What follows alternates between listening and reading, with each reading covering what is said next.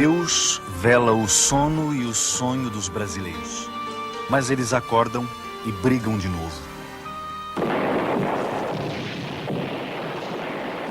Em 1932, os brasileiros acordaram e brigaram de novo. Todo paulista sabe ser pobre como um xó, para com esta pobreza alcançar a riqueza maior, a riqueza melhor, a riqueza gloriosa, a riqueza suprema, a única riqueza que São Paulo quer, a vitória, a vitória, a vitória. Essa voz que conclama os paulistas para a vitória é de César Ladeira, um jovem estudante de direito que seria um dia o locutor mais famoso do rádio brasileiro. Em 32, César Ladeira se tornou o locutor oficial do Levante Armado, desencadeado pelos paulistas contra o governo provisório instalado pela Revolução de 30. Para os paulistas, o governo provisório sediado no Palácio do Catete, chefiado por Getúlio Vargas, se transformara numa ditadura. Havia insatisfeitos por todo o país, mas só os paulistas declararam guerra ao governo federal. Até hoje há quem pense que o objetivo do Levante era separar São Paulo do resto do país. Mas os paulistas diziam que a sua luta era pela democratização do país e por uma nova Constituição. Na Guerra Civil de 32 morreram mais de 800 homens, número maior do que o dos brasileiros mortos na Segunda Guerra Mundial. As maiores baixas foram entre os paulistas, mais de 600 mortos. Foi uma luta desigual. São Paulo tinha 35 mil soldados. As forças do governo provisório eram 3 vezes mais numerosas e mais bem equipadas. Apesar do apoio maciço da população e do alistamento espontâneo de mais de 45 mil civis, depois de quase 3 meses de combates, os paulistas foram derrotados. Mas muita gente ainda acredita que eles poderiam ter vencido se as tropas de Mato Grosso tivessem se unido em massa às de São Paulo, e se gaúchos e mineiros tivessem aderido ao Levante. A Revolução de 32 incomoda muito por causa da reivindicação constitucionalista. E como nós vivemos numa sociedade extremamente autoritária, ainda hoje esse requisito do constitucionalismo a quente é algo que incomoda a opinião dominante na política, tanto em qualquer espectro, do centro-esquerda ou da esquerda. A esquerda devia fazer as pazes com a Revolução de 32.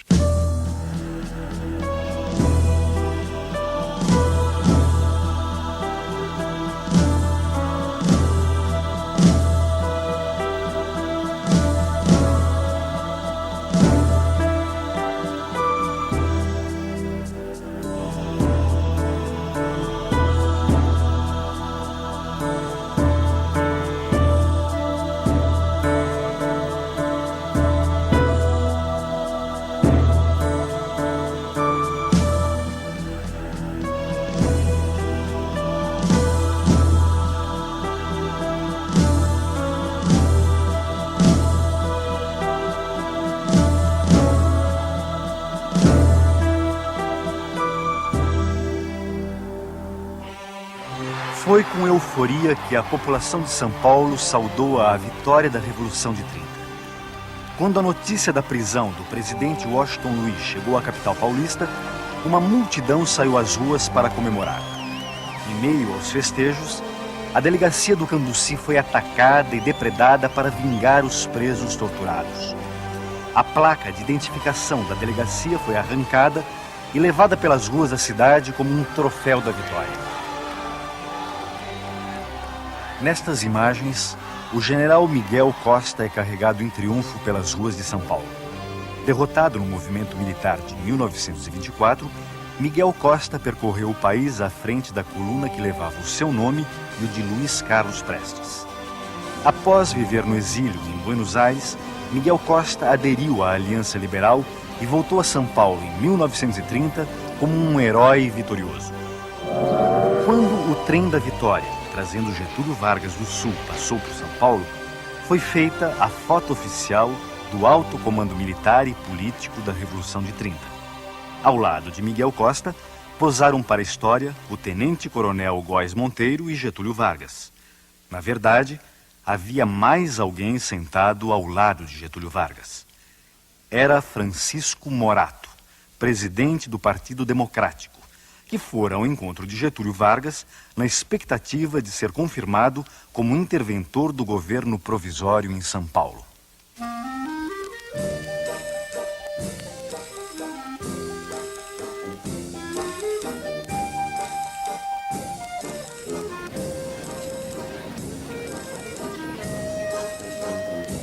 Nas eleições presidenciais de 1930, o Partido Democrático, apesar de paulista, apoiara o gaúcho Getúlio Vargas, candidato da Aliança Liberal, contra o paulista Júlio Prestes, candidato da Situação e do Partido Republicano Paulista. O PRP representava os interesses da oligarquia de São Paulo e de Minas Gerais, que na República Velha fazia os presidentes a seu bel prazer. Já o Partido Democrático, fundado em 1926, era uma dissidência do PRP que abrigava a burguesia mais esclarecida e profissionais liberais de classe média. O Partido Democrático era um partido de quadros mais jovens, tinha uma ligação real com a classe média e era, através das suas figuras mais proeminentes, um partido de professores e de advogados. E, nesse sentido, ele era muito sensível a esse ideário do constitucionalismo, da verdade eleitoral, da representação, etc.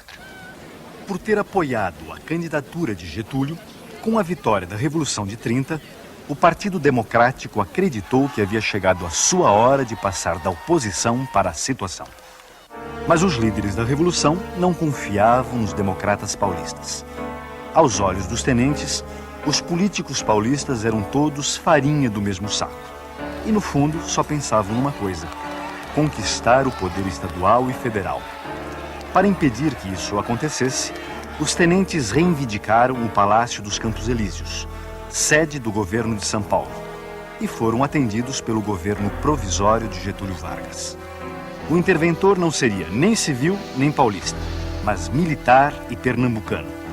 O nomeado foi o coronel João Alberto, aqui visto quando era chefe de destacamento da coluna Miguel Costa Prestes. O comando da Força Pública de São Paulo foi entregue a Miguel Costa, que contava ainda com a sustentação política de uma força paramilitar, a Legião Revolucionária. Para os tenentes, democracia era democracia social. Era dar poder a novos grupos, era revitalizar, digamos assim, classes e grupos sociais que jamais tinham tido voz, para justamente neutralizar essas velhas oligarquias. Portanto, democracia tinha que ser alguma coisa anti-oligárquica. Para os grupos paulistas, democracia era democracia formal, era democracia jurídica, e não tinha nada a ver com a democracia social.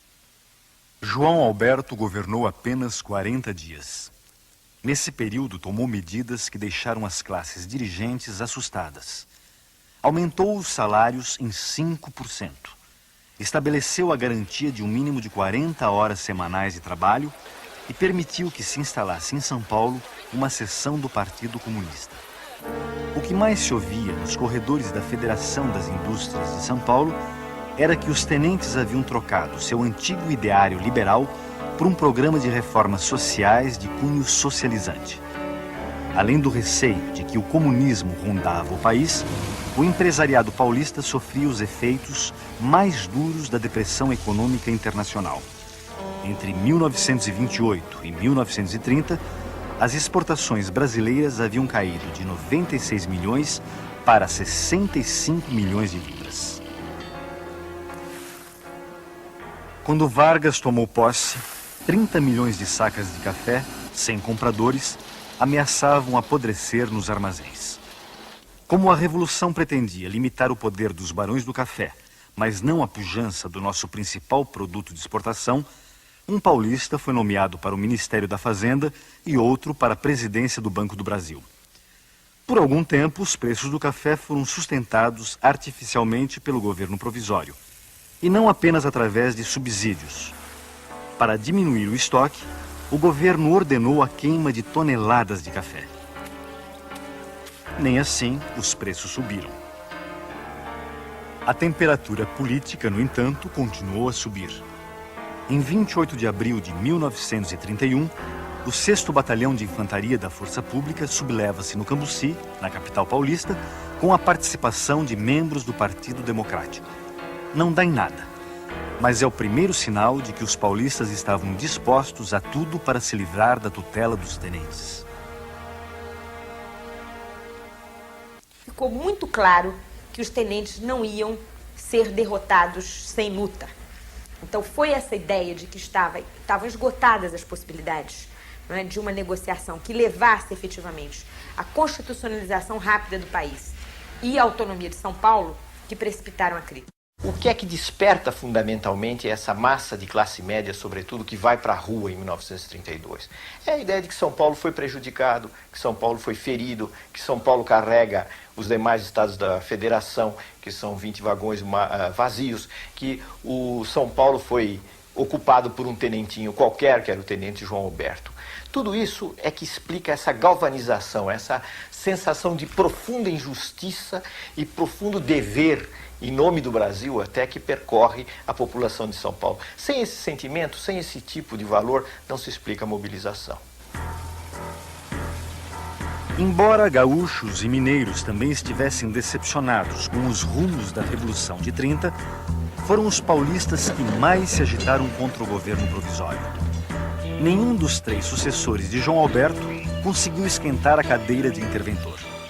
Contra a vontade de João Alberto e Miguel Costa, Getúlio escolheu para interventor o civil e paulista Laudo de Camargo. Sem contar com o apoio dos políticos paulistas, Laudo de Camargo renuncia ao cargo 3 meses depois. Em seu lugar, entrou o coronel Manuel Rabelo, que também durou pouco tempo no poder. Estes respeitáveis senhores são políticos, funcionários públicos e jornalistas de São Paulo, unidos para completar o alargamento da Rua São João, fazendo surgir a Avenida São João. Depois da reforma urbana na cidade de São Paulo, os paulistas voltariam a unir forças para tentar reformar o sistema político do país. Em janeiro de 1932, o Partido Democrático rompe com o governo provisório e se une ao Partido Republicano. Nasce a Frente Única Paulista. O pacto entre os 2 partidos é selado num gigantesco comício na Praça da Sé. No dia do aniversário de São Paulo, 25 de janeiro, uma chuva torrencial não impediu a maior manifestação política já vista na cidade. A palavra de ordem que fazia a multidão vibrar era: tudo por São Paulo. E um dos oradores gritou: os tenentes são eunucos de Getúlio. Em resposta, o jornal Diário Carioca, simpático aos ideais constitucionalistas, é empastelado no Rio por membros do Clube 3 de Outubro, principal reduto dos tenentes. Chocados com o empastelamento, os gaúchos que integravam o governo provisório, Lindolfo Collor, Batista Luzardo, João Neves da Fontoura e Mariano Cardoso, se demitem e voltam aos Pampas para conspirar. A opção por uma revolta armada em oposição a uma estratégia legalista e liberal é explicada pelo fato de que os liberais, tanto os do governo, os ministros gaúchos que se retiraram a um determinado momento, quanto os liberais de todos os outros estados, convenceram-se de que o governo provisório estava se eternizando na provisoriedade e não estava nada propenso a conceder a Constituinte. E então decidiram que a receita para 32 deveria ser a mesma de 30, isto é, o fuzil em vez do voto. Em março de 32, Getúlio nomeia novo interventor para São Paulo, que atende às 2 exigências fundamentais da Frente Única Paulista. Pedro de Toledo era civil e paulista, mas vivia fora do estado há 20 anos e não tinha ligações diretas com os políticos de São Paulo. Nessas imagens, vemos Pedro de Toledo visitando o Liceu de Artes e Ofícios quando ministro da Agricultura do presidente Hermes da Fonseca entre 1910 e 1913. Em seguida, Pedro de Toledo viveria fora do Brasil como embaixador durante 10 anos. Quando nomeado interventor em São Paulo, em março de 32, Pedro de Toledo formou um secretariado em que predominavam membros da Legião Revolucionária. Miguel Costa continuou à frente da força pública. Para desgosto dos tenentes, o novo interventor estabeleceu contatos com a Frente Única Paulista, que, àquela altura, decidira pegar em armas se Getúlio exonerasse Toledo ou afastasse Bertoldo Klinger do comando militar de Mato Grosso. Em caso de guerra, o apoio de Klinger seria fundamental para os paulistas. O formato armado era alguma coisa que não incomodava as reivindicações liberais. 32 pertence a essa larga sequência e vários dos personagens que atuaram em 30 vão atuar em 32. Esse recurso à violência armada é uma característica presente em toda a história republicana, desde a própria instalação da República. Para enfraquecer a aliança formada pela Frente Única Paulista com forças militares e civis de outros estados, Getúlio Vargas promete uma Constituição e eleições para maio de 1933. Mas os paulistas já não confiavam mais nas promessas de Getúlio. Na verdade, o que o governo federal estava propondo era a diminuição da representação de São Paulo dentro do conjunto das forças políticas nacionais. Um pouco o que aconteceu com o governo militar, o que nós estamos vivendo agora, esse déficit brutal de São Paulo na composição política do Congresso. Em 22 de maio de 1932, o ministro da Fazenda do governo provisório, Oswaldo Aranha, chega a São Paulo para tentar um acordo entre a Frente Única e os tenentes. Recebido com vaias e xingamentos, o emissário de Getúlio fracassa em sua missão e volta ao Palácio do Catete de mãos abanando.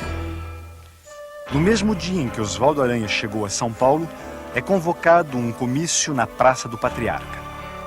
Um panfleto é distribuído protestando contra a interferência indevida no sagrado direito do povo paulista escolher os seus governantes. No dia seguinte, novo comício. Desta vez convocado pelos estudantes da Faculdade de Direito. O comércio fecha suas portas e as ruas da cidade são tomadas de assalto por uma onda de agitações. Segundo uma testemunha, naquele dia, as salvas que se ouviam não eram de bombas juninas. Muitas moças sacavam revólveres da bolsa e atiravam para o alto. Enquanto prosseguem os discursos na Praça do Patriarca, uma multidão chega aos Campos Elíseos, onde Francisco Morato anuncia o novo secretariado do interventor Pedro de Toledo, formado apenas por representantes autênticos de São Paulo. Miguel Costa é afastado da força pública e reformado. Apesar dessa vitória, as manifestações prosseguem. Sem policiamento, a cidade é tomada pela desordem. Jornais ligados a Miguel Costa e ao governo provisório são empastelados.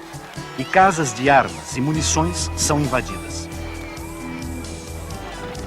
Um grupo armado segue em direção à sede da Legião Revolucionária na Rua Barão de Itapetininga. O prédio é atacado e os legionários respondem ao fogo com tiros de fuzil e metralhadora. Já era madrugada quando os legionários afinal se renderam. Do conflito resultam pelo menos 5 mortos. Entre eles estão Mário Martins, Euclides Miragaia, Drauzio de Souza e Antônio Camargo. São os primeiros mártires da Guerra Civil prestes a eclodir. Com as iniciais de seus nomes, MMDC, é batizada uma sociedade secreta criada para arregimentar combatentes civis e apoiar o levante armado. 23 de maio é o dia em que essas forças que acabaram concretizando a Revolução de 32 extinguiram o seu inimigo interno, que era a Legião e Miguel Costa. E em 9 de julho eles avançam contra o inimigo externo, que era a chamada ditadura. Se a guerra viesse, os paulistas contavam com a adesão do Rio Grande do Sul, Minas e Mato Grosso. As tropas de Mato Grosso enfrentavam dificuldades quando o seu comandante, general Bertoldo Klinger, acendeu o estupim com uma carta contra o novo ministro da Guerra de Getúlio. Destituído do comando, Klinger seguiu para São Paulo com alguns oficiais, mas sem os 6.000 soldados e as dezenas de canhões que havia prometido. Já era tarde para São Paulo recuar. A princípio marcada para o dia do aniversário da Revolução Francesa, 14 de julho, o levante paulista estoura no dia 9. Eu caracterizaria o movimento paulista, um pouco esquematicamente, como sendo um movimento federalista, civilista, liberal e socialmente conservador, contra o governo central, que naquele momento se caracterizava por ser centralizador, por ser autoritário, por ser dominado por militares e por ser socialmente reformista. Eu creio que assustava um pouco, não só as elites paulistas, mas as elites de todos os estados, o lado reformista do tenentismo. Até quando ia ao cinema, em julho de 32, o paulistano respirava um clima de insegurança e terror.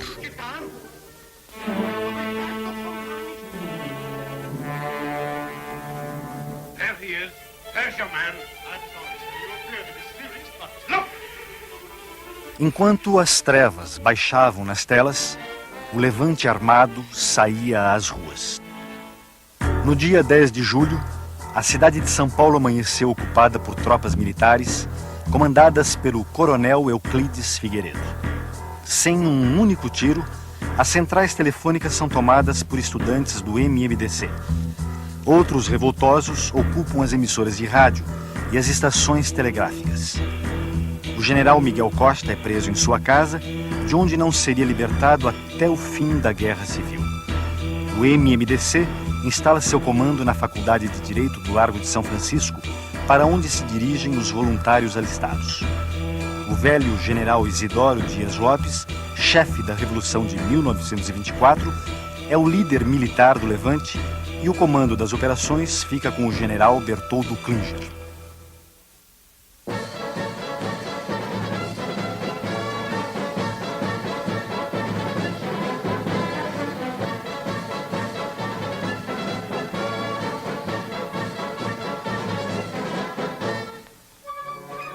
Inteirado do levante, Getúlio telefona para o interventor Pedro de Toledo. Este revela ao chefe do governo provisório a sua disposição de ficar ao lado dos paulistas. Depois de renunciar ao título de interventor, Pedro de Toledo é aclamado em praça pública presidente de São Paulo. Face à adesão de Pedro de Toledo aos paulistas, Getúlio teria dito: "Eu ressuscitei essa múmia para isto." Foi o que São Paulo fez, consciente de suas responsabilidades na ação e no pensamento brasileiro, não para separar-se, e sim para reavivar todo o organismo nacional. Obra paulista, certamente, mas profundamente brasileira. Mais do que nunca, tem São Paulo os olhos fixos na grandeza do Brasil. O movimento em marcha constitucionalista busca o império da lei, procura a ordem jurídica, única garantia dos interesses sociais e individuais. Quanto à participação de separatistas no movimento 32, houve, mas foi pequeniníssima. Eu diria que os separatistas não formariam um grupo de combate que é de 13 elementos. Foi mínima. Os outros estados do Brasil, que ficaram contra a Revolução de São Paulo, exageraram um pouco esse separatismo. Apresentaram São Paulo, a União, aos outros estados como se fosse um mau irmão, como um irmão que se queria separar. Não é verdade. O movimento de São Paulo não foi um movimento separatista, de maneira nenhuma. Pelo contrário, era um movimento dirigido por homens que tinham um grande sentimento do que se chamava antigamente civismo. A ideia do separatismo foi utilizada pelo governo provisório, pelo governo de Getúlio, para apresentar a Revolução de 1932 como uma revolução antipatriótica, de um grupo de gente que queria voltar ao passado e, pior do que isso, queria desmembrar o país.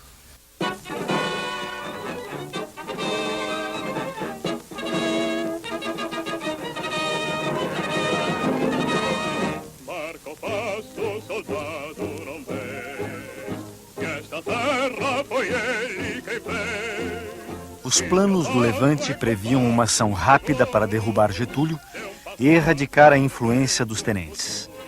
Ninguém pensava numa guerra prolongada.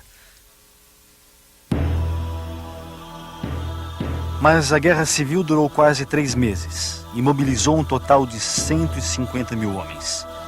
Nunca houve no Brasil, neste século, um conflito armado dessa dimensão. O exército paulista, formado por militares, soldados da força pública e voluntários civis, registrou 35 mil homens em suas fileiras. Como não houvesse fuzis nem munição para todos, metalúrgicas e fundições são adaptadas para a produção de balas, armamentos e capacetes. O esforço de guerra mobiliza as mulheres para fazerem uniformes e outros serviços. Para tentar enganar o inimigo sobre o seu verdadeiro poder de fogo, os paulistas inventaram a matraca, uma engenhoca de madeira que simulava o barulho de uma metralhadora. Nessas imagens, soldados mineiros brincam com uma matraca capturada dos paulistas. Segundo os mineiros, a matraca não assustava ninguém, pois não podia ser ouvida a mais de 50 metros.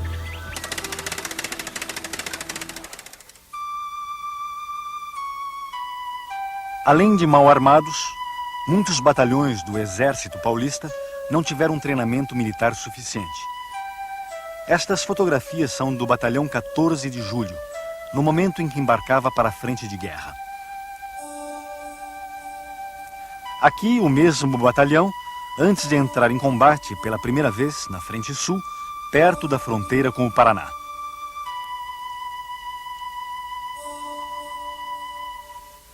Depois de 2 dias de combates, eles bateram em retirada, deixando para trás 11 mortos e 45 prisioneiros.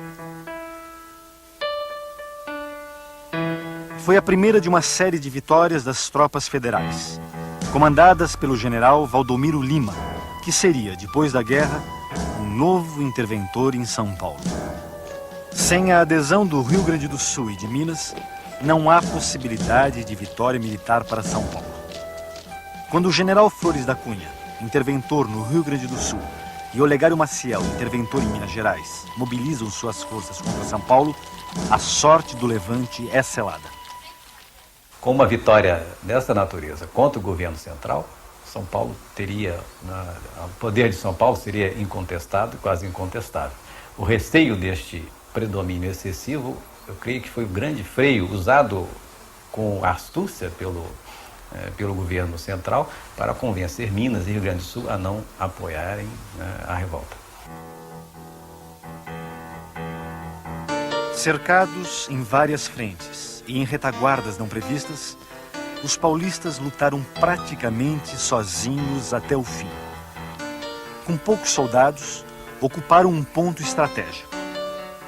Este túnel ferroviário, a 1.800 metros de altitude na Serra da Mantiqueira, na fronteira com Minas Gerais. Por aqui deveriam chegar reforços mineiros, mas as tropas de Minas já chegaram atirando. A luta no túnel durou 2 meses. Apesar dos árduos combates, ainda sobrou tempo para os mineiros encenarem um ataque aéreo dos paulistas.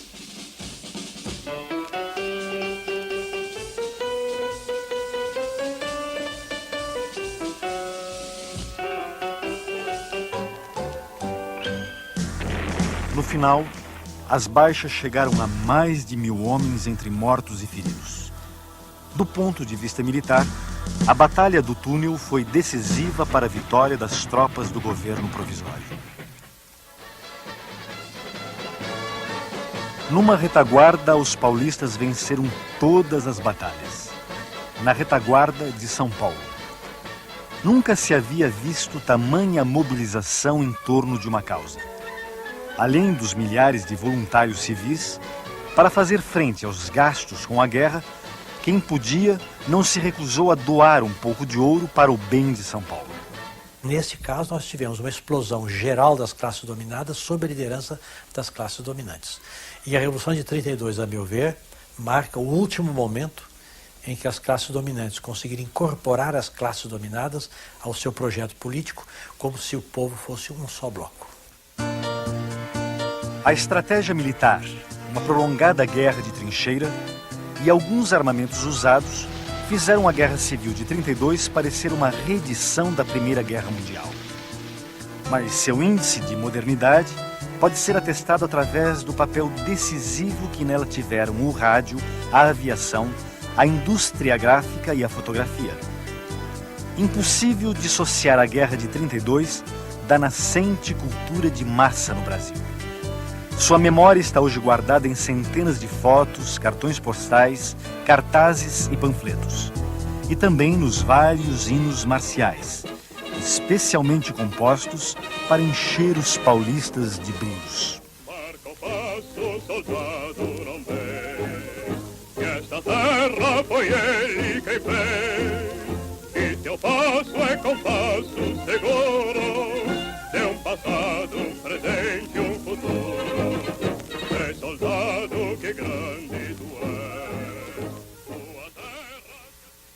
Eu creio realmente que a ideia da Constituição era uma ideia muito abstrata, mas a ideia da autonomia e o sentimento regionalista não eram nada abstratos. Os medos do comunismo também não eram nada abstrato. O grande tribuno da Revolução, o Ibrahim Nobre, apresentou 32 como a luta de Jesus contra Lenin. Esse foi um dos grandes elementos da manipulação. Assim que tomou conhecimento do bombardeio das cidades paulistas pelos aviões do governo provisório, Santos Dumont encaminhou à imprensa o seu protesto. Amargurado com a utilização do seu invento como arma de guerra, o pai da aviação se suicidou no Guarujá, no dia 23 de julho. Nem todos acreditam que o suicídio tenha relação com a Guerra Civil de 32. De todo modo, sua morte em nada alterou o ritmo da guerra. Depois de um batalhar sem tréguas, em que foram atiradas contra nós as forças armadas de todo o país, teve a ditadura de se convencer de que elas não bastavam para nos abater e humilhar. Improvisamos rapidamente todos os nossos meios de defesa e resistimos ao monstro, apoiados nas colunas de aço da opinião pública, impossível ser vencida pelo canhão ou pela espada. Apesar do otimismo dos discursos, desde cedo ficou claro que as tropas de São Paulo não poderiam conter o avanço das forças do governo provisório. No dia 12 de agosto, o comandante das forças militares de São Paulo, Bertoldo Klinger, daria o primeiro passo com vistas a um armistício. Mas as condições humilhantes impostas por Getúlio fazem o general desistir da proposta. A guerra prossegue por mais de um mês. Até que, a 29 de setembro, Bertoldo Klinger tenta novamente um armistício honroso. Tudo indica que desta vez será diferente. Mas não foi. O protocolo de exigências entregue pelo general Góes Monteiro é considerado desonroso e os planos de paz voltam à estaca zero. Por algum tempo, os soldados mineiros continuaram podendo fazer pequenas encenações para a câmera.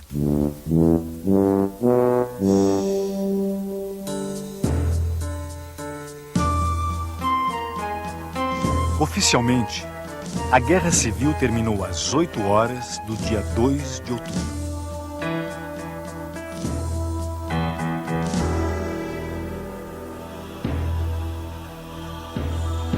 Às 3h30 da tarde, os oficiais da Força Pública de São Paulo comunicaram a Pedro de Toledo, no Palácio Campos Elíseos, a deposição do governo paulista.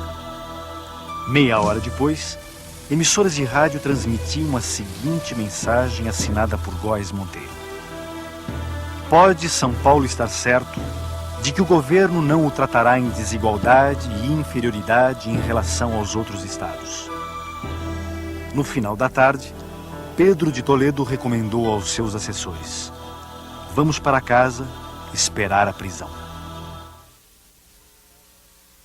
Enquanto os soldados de São Paulo são presos e muitos paulistas saem às ruas para protestar contra o armistício, na frente de guerra alguns combatentes se recusam a aceitar a derrota e batem em retirada para Mato Grosso, dispostos a resistir. Entre eles estava o coronel Euclides Figueiredo, que só foi preso 12 dias depois do final da guerra, com outros 9 combatentes. Paulo Duarte era um desses combatentes.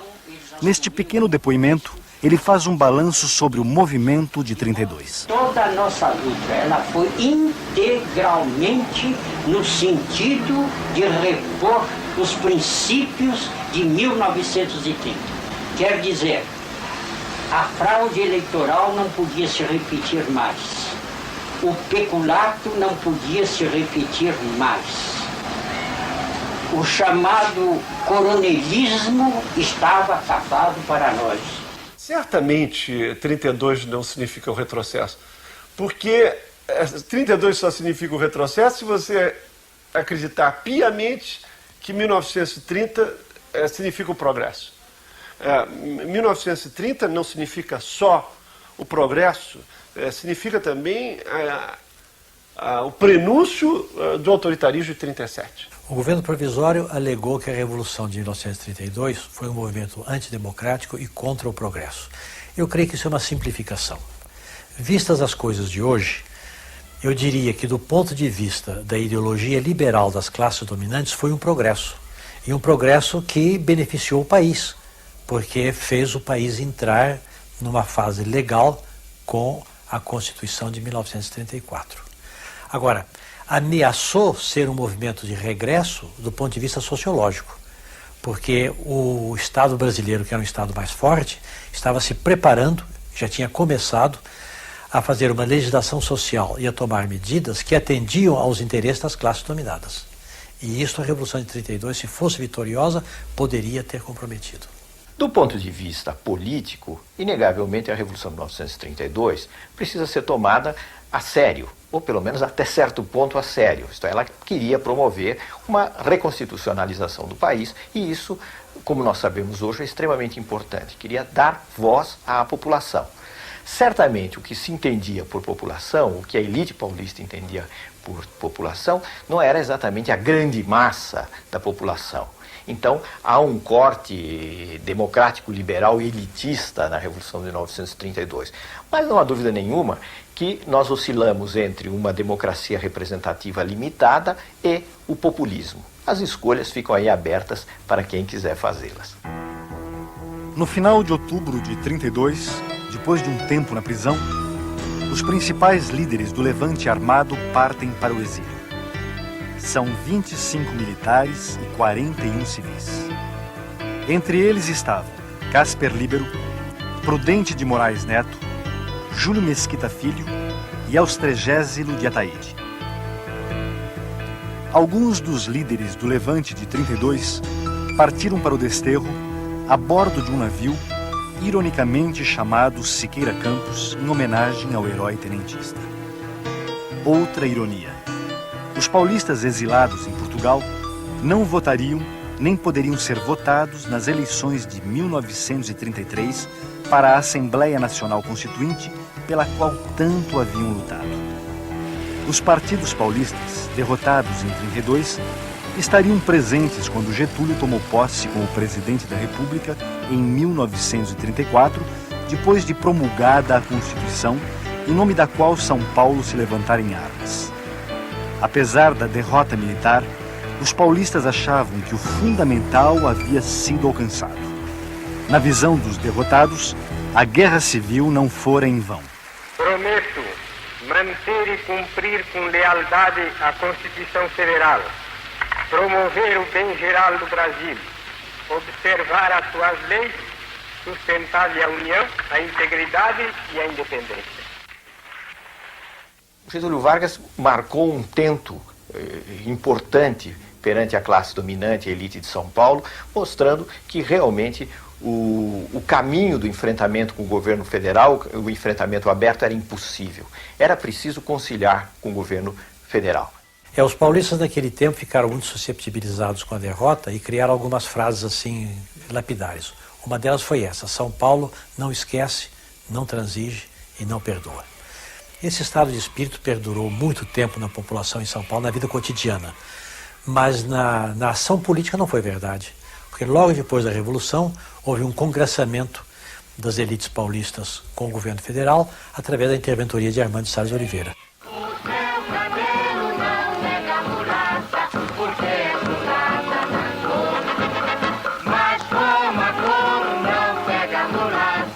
mulata, eu quero seu amor. Tens um sabor bem do Brasil, tens alma cor de anil. Mulata, mulatinha, meu amor, fui nomeado teu tenente interventor.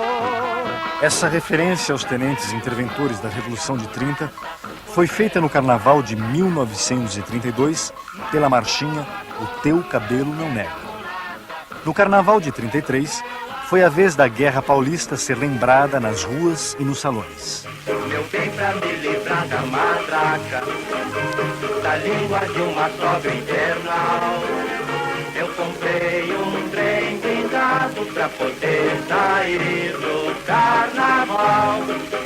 O título dessa marchinha é Trem Blindado. Ela brinca com o trem inventado pelos paulistas para combater as forças do governo provisório na Guerra Civil de 32. O trem, composto de uma locomotiva e 2 vagões, era camuflado. Na frente, um canhão. Nos flancos, metralhadoras. No alto, 2 potentes holofotes. Fazia jus ao apelido Fantasma da Morte, mas não influiu no resultado da guerra. Depois do Carnaval, veio a Quaresma.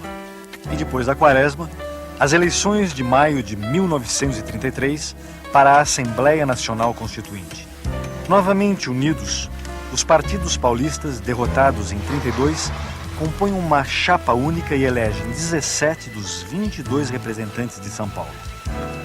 3 meses depois, em agosto de 33, caía o último interventor verde-oliva. Num gesto surpreendente, Getúlio, já eleito presidente da República pelo voto indireto dos constituintes, nomeou Armando de Salles Oliveira para governar São Paulo e declarou publicamente: quero que compreendam a extensão e o significado deste ato, pois com este decreto entrego o governo de São Paulo aos revolucionários de 32. Armando Salles era o líder consensual da elite paulista. Depois de ser interventor nomeado, foi eleito pelo voto indireto governador de São Paulo em abril de 1935 e teve sua candidatura à presidência da República lançada em fevereiro de 1937.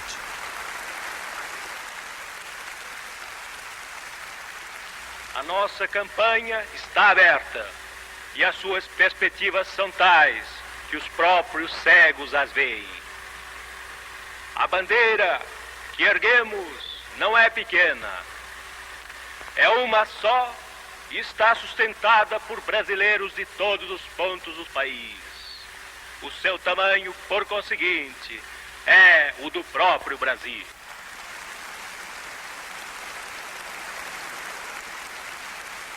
Essa bandeira jamais se depravaria, tingindo-se de uma só cor, no banho de fórmulas estrangeiras, que serão salvadoras em outras terras, mas que nós não aceitamos.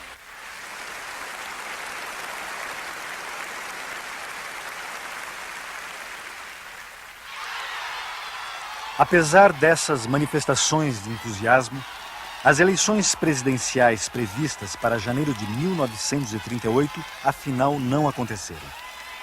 Getúlio e os militares que o cercavam rasgam a Constituição de 1934 e fazem baixar sobre o país as trevas do Estado Novo. O pretexto dado na época para o golpe foi que só um regime autoritário seria capaz de conter a subversão da ordem pelos comunistas, os vilões nacionais desde 1935, quando uma insurreição militar liderada, entre outros, por alguns tenentes ligados a Luiz Carlos Prestes, fez tremer os alicerces do Palácio do Catete. Até hoje se pergunta em que medida a derrota dos paulistas e do seu ideário liberal, em outubro de 1932, ajudou a aplainar o caminho para a decretação do Estado Novo. A derrota do movimento de 1932 ajudou a aplainar o caminho para o Estado Novo, na medida em que foi a vitória de um poder central onde a ideia de uma ditadura era uma ideia muito forte, desde cedo, desde os anos 1930, a instauração de uma ditadura com permanência no país.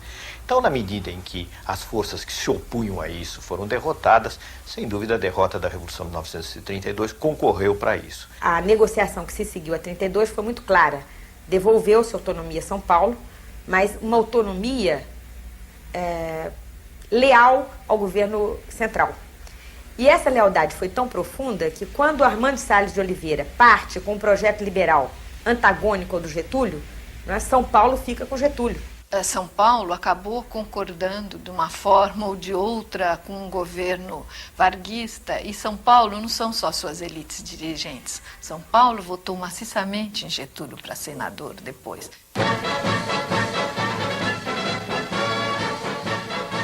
A mocidade, que desde o primeiro instante da campanha, a ela se atirou de corpo e alma, obedeceu ao mandamento irresistível da sua dignidade e do seu civismo.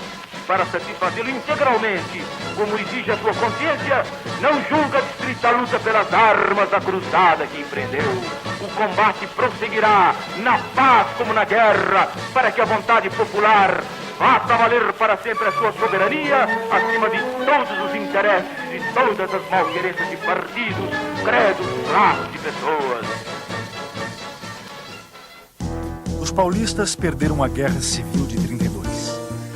Mas a bandeira que levantaram não perderia a sua atualidade nas décadas seguintes. A luta pela Constituição e para assegurar o respeito aos direitos fundamentais da cidadania, a alternância do poder e o controle do Estado ainda não chegou ao fim. Mesmo que entre os paulistas de 32 se ocultassem raposas separatistas e democratas de fachada, ligados aos interesses de uma elite nada preocupada com a questão social, boa parte da população mobilizada para o levante foi de fato movida por um sonho. O sonho de um Brasil novo. Para desgraça nossa, o que tivemos no final daquela década foi um Estado novo.